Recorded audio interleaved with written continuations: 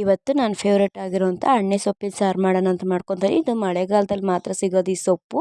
ಇನ್ನು ಇದು ಫಸ್ಟು ಮಣ್ಣು ಹೋಗೋಂಗೆ ನೀಟಾಗಿ ತೊಳೆದ್ಬಿಟ್ಟು ಬೇಯೋದಕ್ಕೆ ಇಟ್ಕೊತಾ ಇದ್ದೀನಿ. ಈ ಸೊಪ್ಪು ಬೆಂದಮೇಲೆ ನೀಟಾಗಿ ಸೋಸ್ಕೊಂಡು ಸೊಪ್ಪು ಬೇರೆ ನೀರು ಬೇರೆ ಸಪ್ರೇಟ್ ಮಾಡ್ಕೊತಾ ಇದ್ದೀನಿ. ಇನ್ನು ಒಂದು ಬಾಣಲಿ ಇಟ್ಬಿಟ್ಟು ಖಾರಕ್ಕೆ ಎಷ್ಟು ಬೇಕೋ ಅಷ್ಟು ಮೆಣಸಿನ್ಕಾಯಿ ಹಾಕ್ಕೊಂಡು ಹುರ್ಕೊತಾ ಇದ್ದೀನಿ.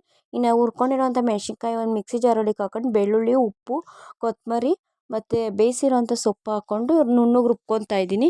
ಇನ್ನು ಒಂದು ಬಾಣಲಿ ಇಟ್ಬಿಟ್ಟು ಅದಕ್ಕೆ ಸ್ವಲ್ಪ ಎಣ್ಣೆ ಹಾಕಿ ಸಾಸಿವೆ ಹಾಕಿ ಈರುಳ್ಳಿ, ಬೆಳ್ಳುಳ್ಳಿ, ಒಣಮೆಣ್ಸಿನ್ಕಾಯಿ, ಕರಿಬೇವು ಹಾಕಿ ಚೆನ್ನಾಗಿ ಫ್ರೈ ಮಾಡ್ಕೊಂಡು ಬೇಯಿಸಿರೋಂಥ ಸೊಪ್ಪು ಹಾಕಿ ಅದನ್ನು ಸಹ ಚೆನ್ನಾಗಿ ಫ್ರೈ ಮಾಡ್ಕೊತಾ ಇದ್ದೀನಿ. ಇನ್ನು ಸೊಪ್ಪು ಒಗ್ಗರಣೆ ಎಲ್ಲನೂ ಸ್ವಲ್ಪ ತಣ್ಣಗಾದ್ಮೇಲೆ ಮಜ್ಜಿಗೆ ಒಳಗೆ ಮಿಕ್ಸ್ ಮಾಡಿಬಿಟ್ಟು ಸೊಪ್ಪು ಮಾತ್ರ ಎತ್ಕೊಂಡು ಮಜ್ಜಿಗೆನ ಸೋಸ್ಕೊತಾ ಇದ್ದೀನಿ.